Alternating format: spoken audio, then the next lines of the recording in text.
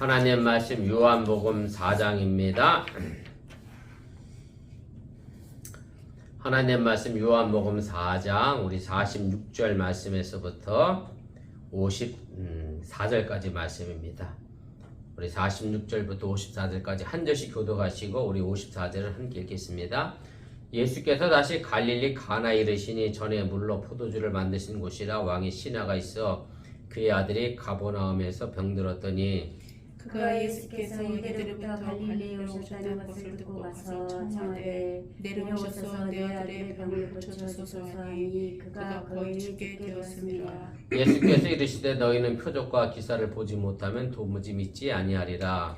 신하가 이르되 주여 내 아이가 죽기 전에 내려오소서. 예수께서 이르시되 가라 네 아들이 살아있다 하시니 그 사람이 예수께서 하신 말씀을 믿고 가더니 내려가는 길에서 그 종들이 오다가 만나서 아이가 살아있다 하거늘 그 낳기 시작한 때를 물은즉 어제 7시에 열기가 떨어졌나이다 하는지라. 그의 아버지가 예수께서 내 아들이 살아있다 말씀하신 그때인 줄 알고 자기와 그 온 집안이 다 믿으니라. 이것은 예수께서 유대에서 갈릴리로 오신 후 행하신 두 번째 표적이니라. 아멘.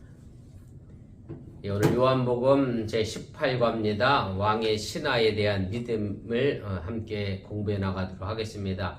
우리가 이전 시간까지는 이제 사마리아 여인의 믿음에 관한 이야기를 했고요. 또 사마리아 여인의 믿음을 통해서 이제 사마리아 동네 사람들이 예수를 믿게 됐다라고 하는 얘기고, 특별히 사마리아 동네 사람들이 예수를 믿은 것은 어떤 기적을 체험한 것도 아니고 사마리아 여인에게서 말씀했던 것처럼 뭐 과거에 어떤 행적을 말한 것도 아님에도 불구하고 예수님의 말씀을 믿고 기 때문에 그 믿음을 요한복음 저자가 굉장히 높이 평가를 하게 됩니다.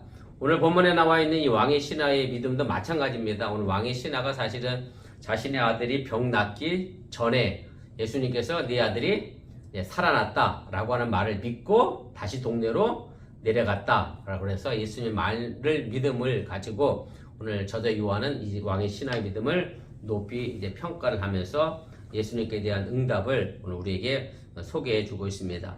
우리 본문기에 보겠습니다. 오늘 본문도 마찬가지로 병행 구조로 연결되어져 있고요. 그래서 46절부터 47절까지 말씀에 이제 갈릴리라는 단어, 또 물로 포도주를 만드신 이적의 사건이 A 대시에서 그대로 두 번째 표적으로 다시 연결이 되어져 있고요. 그 다음에 B와 B 대시가 네 아들이 살았다라고 하는 말로 서로 연결이 되어져 있고, 그 다음에 가장 중요한 C에 있는 말씀이 바로 그 사람이 예수의 하신 말씀을 믿고 갔다. 이것이 가장 핵심적인 말씀으로 오늘 우리에게 전해주고 있는 이제 그런 내용입니다. 예수님께서 이제 사마리아의 동네에서 벗어나서 갈릴리로 다시 돌아가시게 됩니다. 그리고 다시 방문한 곳도 또 어디냐면 가나입니다.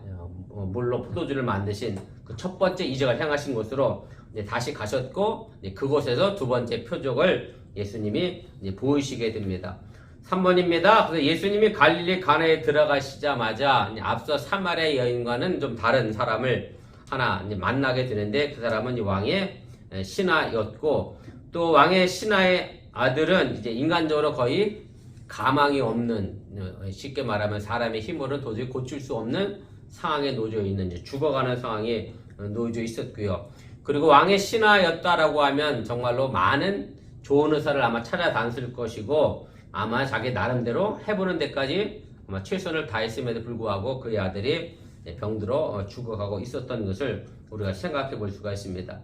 4번입니다. 그리고 그의 권력을 동원해서 이제 예수님에 관한 정보를 또 얻어내기란 길이 어렵지 않았을 것이고, 그래서 예수님에 관한 소문을 익히 알아서 듣고 있었을 것이고, 그래서 그분이 갈릴리에 오신다라고 하는 얘기를 들었을 때에 그가 이제 예수님에게 찾아가게 됩니다. 그리고 왕의 신하는 예수님만이 자신의 아들을 살릴 수 있다는 사실을 인정하고 청하면서 내려와서 내 아들의 병을 좀 고쳐달라 이렇게 간청을 하게 되는데, 사실 이 간청에 대해서 예수님의 대답은 뭐 그렇게 썩 좋은 의미로 말씀은 하지 않았습니다. 48절 말씀에 보면 뭐 간다는 얘기도 아니고 안 간다는 말도 아니고, 뭐 유대인들은 표적을 보지 아니하면 도저히 믿지 않는다, 뭐 이런 식의 말씀을 냉담하게 하시게 됩니다. 그래서 또다시 한번 제 2페이지 위로 올라가겠습니다.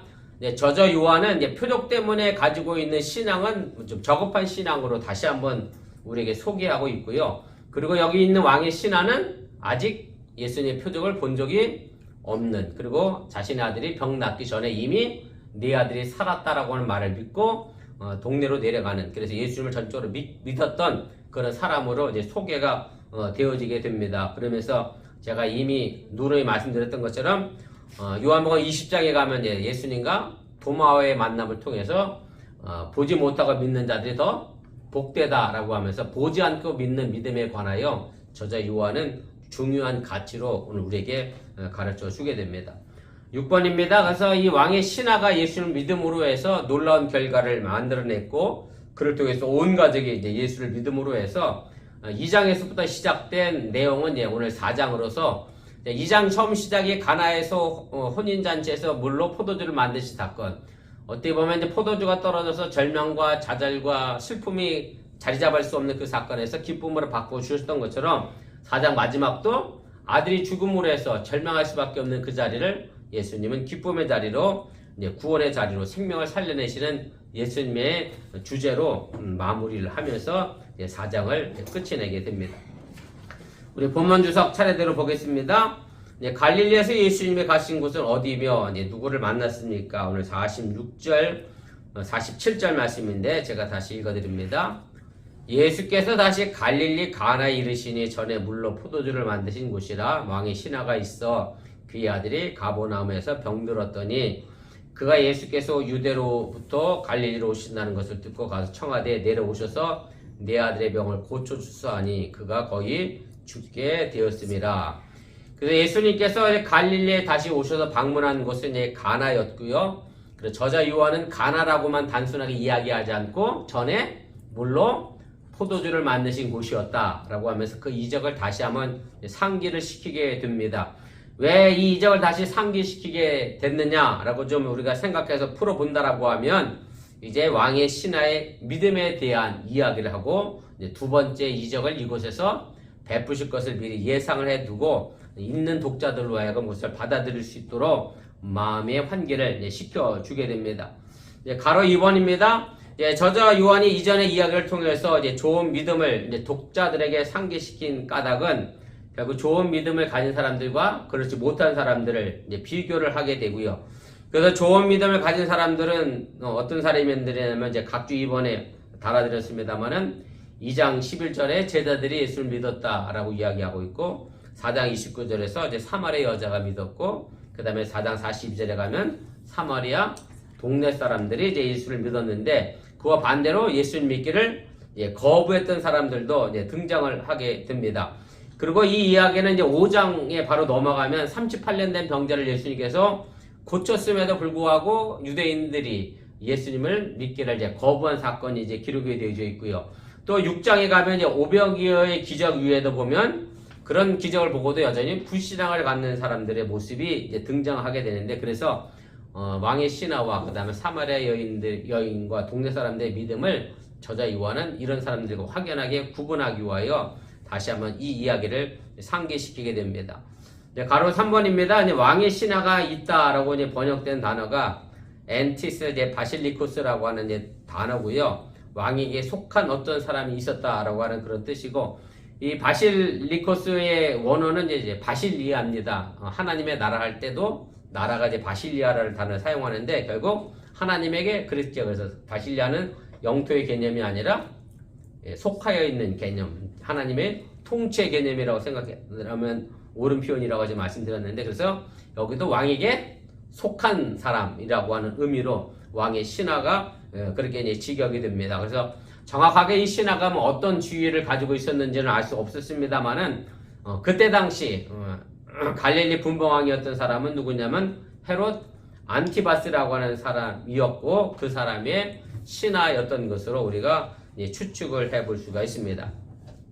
4번입니다. 왕의 신하의 아들은 변명도 나와 있지 않고요. 왕의 신하로서 물론 부도 있었고 명예도 있었고 권력도 있었던 사람인지라 아마 하는 대로 다 했을 텐데도 불구하고 치료가 힘든 상태임을 우리에게 보여주고 있습니다. 우리 3페이지 제일 위로 가겠습니다. 왕의 신하는 이제 예수님께서 이제 갈릴리에 오셨다는 말을 듣고 이제 가버나움에서 이제 달려오게 됩니다. 갈릴리와 가버나움의 거리는 약 34km 정도가 떨어져 있고요.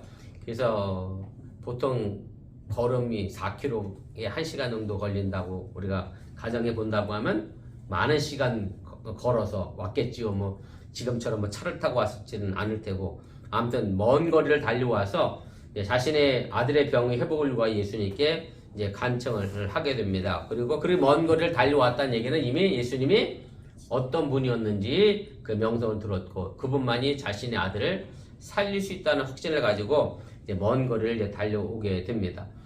가로 6번입니다. 그래서 갈릴리 가나에서 행하신 표적에 관한 소문을 이 신하가 들었든지 아니면 예루살렘에서 성전을 정화하는 그런 사건의 모습들을 목격했는지는 알 수 없지만 아무튼 예수님이 평범한 사람은 아니었고, 그래서 그분이 갈릴리 오기만을 기다렸다가 예수님께서 갈릴리 오시자마자 가버나움에서부터 달려오게 됩니다. 2번입니다. 이제 아들의 병을 고쳐달라고 한 신하에게 예수님께서 말씀하신 것은 무엇입니까? 오늘 48절부터 50절까지 말씀입니다. 병을 고쳐달라고 했는데 좀 엉뚱한 말씀을 이제 하시게 되죠. 예수께서 이르시되 너희는 표적과 기사를 보지 못하면 도무지 믿지 아니하리라. 신하가 이르되 주여 내 아이가 죽기 전에 내려오소서. 예수께서 이르시되 가라 네 아들이 살아있다 하시니 그 사람이 예수께서 하신 말씀 믿고 가더니. 그래서 예수님께서는 48절에 보면 뭐 간다는 말씀도 안 간다는 말씀도 없고 그저 책망조로 표적과 기사를 보지 아니하면 도저히 믿지 않는다라고 하면서 이제 예수님을 찾아왔던 이 왕의 신하뿐만 아니라 그동안 도움을 요청했던 많은 유대인들에 관하여 그런 표적에 관한 신앙에 대하여 냉철하게 비판을 하고 계시게 됩니다. 가로 2번입니다. 그래서 앞서 나온 사마리아인 사람들과는 이제 대조적으로 어떤 이제 확실한 증거가 되는 표적이나 또 초자연적인 능력을 가리키는 기사를 보여야만 믿는 저급한 믿음의 소유자들에 대하여 예수님이 다시 한번 지적을 하고 계시고, 바로 이제 그런 측면에서 이제 왕 신하도 그런 분으로 예수님이 생각을 하시게 됩니다. 3번입니다. 그런데 이런 모습의 단면을 표현하는 단어가 이제 거기 제가 헬라어로 썼습니다만은 우와 맨데요. 둘 다 부정어입니다. 둘 다 부정어라 도무지 무모하지 아니하리라 해서 두 번 부정을 하면서 아주 강하게 강조를 하고 있고요. 그래서 표적과 기사를 보지 않고는 그들이 도저히 믿음을 가질 수 없는 불가능함을 묘사한 것으로 그 사람들의 영적 상태가 아주 척박했음을 알려주게 됩니다.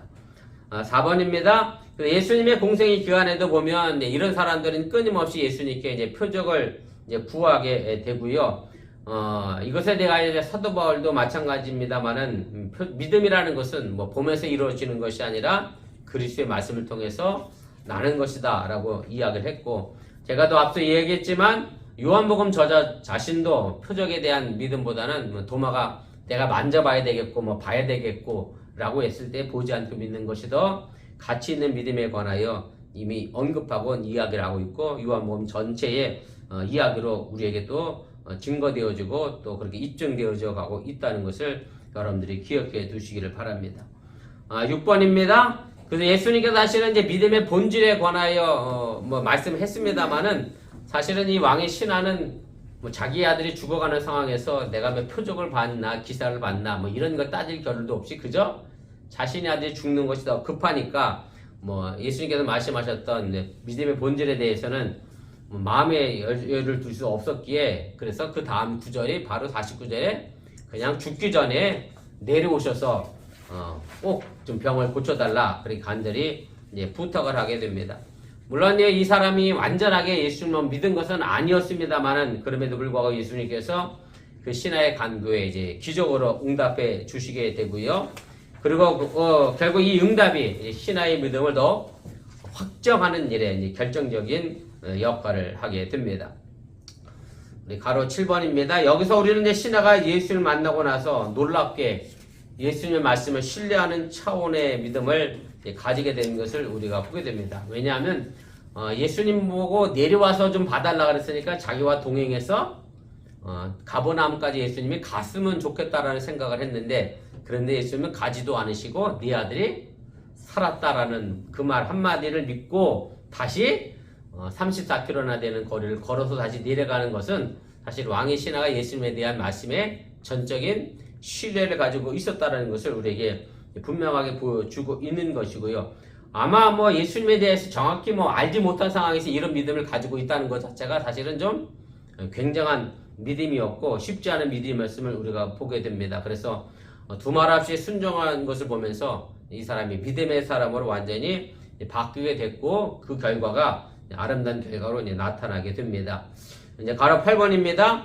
그래서 이 신하가 이제 예수의 말씀을 들은 즉시 이제 집으로 돌아갑니다. 그래서 예수의 말씀은 가장 확실한 보증이었기 때문에 이 신하는 그 말씀을 읽고 내려가게 됐고, 그 사실은 우리가 인생을 살아가면서도 뭐 절망하고 좌절하기 어려운 많은 문제들이, 절망할 수밖에 없고 좌절할 수밖에 없는 많은 문제들이 있지만, 그럼에도 불구하고 우리가 힘을 내고 용기를 낼 수 있는 것은 예수님이 우리와 함께 하시겠다고는 약속의 말씀들, 또 예수님이 우리를 지키시고 이끌어 가시겠다는 약속의 말씀들이 성경의 보증수표로 우리에게 자리 잡고 있기 때문에 우리가 그 상황 속에서, 풍랑 속에서 실패하지 않고 흔들리지 않고 나아가게 된다라고 하는 사실을 여러분들이 잊지 마시길 바랍니다. 우리가 기독교인으로서 그런 믿음이 없이 우리가 살아간다고 하면 사실 뭐 기독교인이라 말하기도 어렵다라는 것을 다시 한번 기억하면서 예수님의 말씀이 내 삶의 신앙의 보증이 됨을 여러분들이 잊지 마시길 바랍니다. 가로 9번입니다. 그래서 바로 저자 요한이 이 이야기를 기술한 목적이 바로 여기에 있습니다. 이 왕의 신하가 이적을 본 일도 없고 또 자신의 아들이 나았다고 소식을 접하기 전에 이미 예수의 말씀 믿고 떠났던 것에 관하여 저자 요한은 이야기하고 있고, 그래서 이 왕의 신하가 굉장한 믿음을 소유한 사람으로서 요한복음 전체에 나와 있는 것처럼 보지 못하고 믿는 사람이 복이 있는 것으로 다시 한번 우리에게 가르쳐주고 또 교훈해주고 있음을 여러분들이 깨달으시기를 바랍니다. 3번입니다. 신하의 믿음의 결과는 그래서 어떻게 나타나게 됩니까? 오늘 51절부터 마지막 54절까지 말씀입니다. 제가 읽어드립니다. 내려가는 길에서 그 종들이 오다가 만나서 아기가 살아있다 하거늘 그 낳기 시작한 때를 물은즉 어제 7시에 열기가 떨어졌나이다 하는지라. 그의 아버지가 예수께서 네 아들이 살아있다 말씀하신 그때인 줄 알고 자기와 그 온 집안이 다 믿으니라. 이것은 예수께서 유대에서 갈릴리로 오신 후에 행하신 두 번째 표적이니라. 그래서 이 왕의 신하가 예수님 말씀 듣고 왔던 길로 다시 돌아가게 됩니다. 그런데 가던 길에 가버나움에서 올라오는 자신의 이제 종들을 만나게 되고요. 종들은 그래서 이 왕의 신하에게 아이가 살아있다라는 소식을 이제 전하게 됩니다. 이제 가나 혼인잔치에서 이제 포도주가 떨어져서 기쁨과 흥이 달아나고 대신 수치를 당할 수밖에 없는 상황에 있을 때에 예수님께서 기쁨을 회복시켜 주었던 것처럼 이제 이번에도 자식을 잃을 뻔한 이 왕의 신하에게 기쁨을 회복시켜주고 또 구원의 소식을 이제 증거해 주게 되고요. 결국 예수님께서 우리들의 삶의 기쁨이요 구원의 원천임을 여러분들이 다시 한번 믿으시기를 바랍니다. 가로 3번입니다. 그래서 왕의 신하가 이제 종들이 올라왔을 때에 먼저 언제 열이 떨어졌는지 이제 차도가 보이기 시작한 때가 언제인지 이제 세밀하게 물어보게 되고요. 뭐 물어본 이유는 뭐 간단하겠죠. 이것이 우연으로 병이 난 건지 아니면 정말로 예수님께서 말씀하셔서 살아난 것인지 확인하고자 했을 것이고, 이런 확인을 통해서 예수님께서 그 시간에 이 말씀하셨는데 그때부터였다라고 확신을 하게 되고 예수님의 능력을 믿음으로 그가 이제 변하여 지게 됩니다. 그가 변하여 짐으로 말미암아 오늘 가로 4번입니다. 자연스럽게 이 왕의 신하의 온 집이 다 믿게 되는 그런 결과를 이르게 됐고요. 뭐 충분히 짐작할 수 있는 것은 사실은 그 집안에 있는 식구들은 뭐 이 왕의 신하가 어떤 예수님과 대화를 했고 어떤 이야기를 나눴는지 정확히 보지 못한 상황이잖아요. 그럼 누가 와서 전했겠어요? 왕의 신하가 이제 그 말을 전했을 것이고, 그래서 이적을 본 현장의 지식 때문에 믿었던 것이 아니라 왕의 신하가 전해줬던 간증의 소식 때문에 그들이 믿었다라는 것을 우리가 생각해 볼 수 있고요. 그래서 이 이야기는 사마리아 여인이 동네에 들어가서 자신이 전했던 말을 듣고 동네 사람들이 예수께 나와 예수를 믿음과 똑같은 방식으로 오늘 저자 요한은 그 말씀을 우리에게 분명한 좋은 신앙의 본보기로 제시를 해 주게 됩니다. 그 좋은 신앙이란 역시 보지 않고 믿는 믿음이고 이 온 집안에 있는 식구들도 사실은 보지 못한 상태에서 믿었기 때문에 그 부분에 대해 다시 한번 이야기를 하게 됩니다. 우리 5페이지 제일 위로 가겠습니다. 요한복음 안에는 이제 17번의 이적에 대해 관한 언급이 나옵니다. 제가 각주 14번에 17번 내용을 쭉 기록을 해 놨는데, 그런데 이제 자세가 기술된 표적은 이제 7번째, 8번째이고요. 그 다음에 횟수가 기록된 것은 사실은 딱 2개밖에 없습니다. 가나 혼인잔치에서 첫 번째. 근데 중요했던 이적이죠. 왜냐하면 예수님께서 물론 포도주를 만드시면서 더 이상 유대교는 더 이상 기쁨을 주는 종교가 되지 못한다. 그래서 기독교가 새로운 종교로서 기쁨을 주는 종교로 대체되는 것을 설명하기 위하여 꼭 찍어서 이제 첫 번째라고 얘기했는데, 그런데 오늘도 이 이야기도 이제 두 번째라는 이제 표적을 순서를 붙였습니다. 그런데 왜 이 두 번째에는 왜 이런 순서를 붙였는지 정확하게 그 이유를 설명하기는 어렵습니다만은 뭐 가장 간단한 해석은 뭐냐면 이제 병행 구조에 근거한 해석입니다. 무슨 얘기냐면 이제 4장 54절에 보면 이제 두 번째 표적이라고 되어 있었고, 4장 46절 시작엔 예수님께서 갈릴리 가나에 가셨는데 거기는 어떤 곳이에요? 물로 포도주를 만드신 사건. 그래서 첫 번째 기적을 일으킨 사건. 그래서 그게 46절에 있고 두 번째 표적은 54절에 있고, 그래서 첫 번째 마지막을 서로 병행 구조로 묶어서 소개한 것이 아닌가. 가장 쉬운 해석은 이제 그렇고요. 그래서 복잡한 여러 가지 이야기가 많이 있습니다만은 이 정도로 근거해서 병행 구조 전체적인 어떤 균형을 맞추기 위하여 이렇게 표현한 것으로 우리가 좀 생각해 볼 수가 있습니다. 마지막 7번입니다. 그래서 이 단락 왕의 신하의 믿음을 통해서 우리가 중요하게 생각할 것은 뭐냐면 바로 증거와 응답이라고 하는 두 가지의 큰 주제입니다. 무슨 얘기냐면 예수님의 말씀을 증거하시고, 그리고 왕의 신하는 그걸 믿었고, 왕의 신하가 또 예수의 말씀을 가족들에게 증거했을 때 그것에 어떤 응답으로 나타나느냐면 보지 못하고 믿는 응답으로 나타났다라고 하는 얘기고요.